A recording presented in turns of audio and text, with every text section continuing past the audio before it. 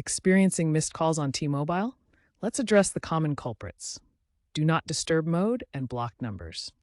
First, check your phone's DND settings. On iOS, ensure focus mode isn't silencing calls from important contacts. Android users, verify DND exceptions for repeated calls or favorite contacts.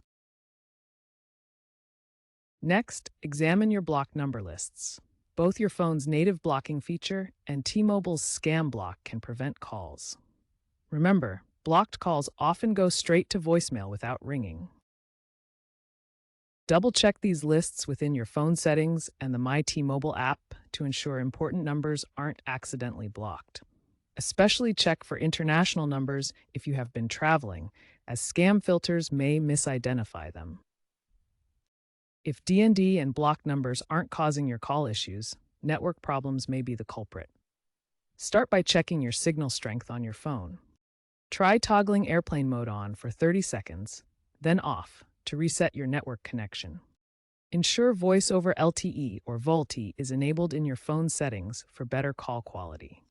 Update your phone's operating system and the T-Mobile Visual Voicemail app to fix compatibility issues that can cause missed calls.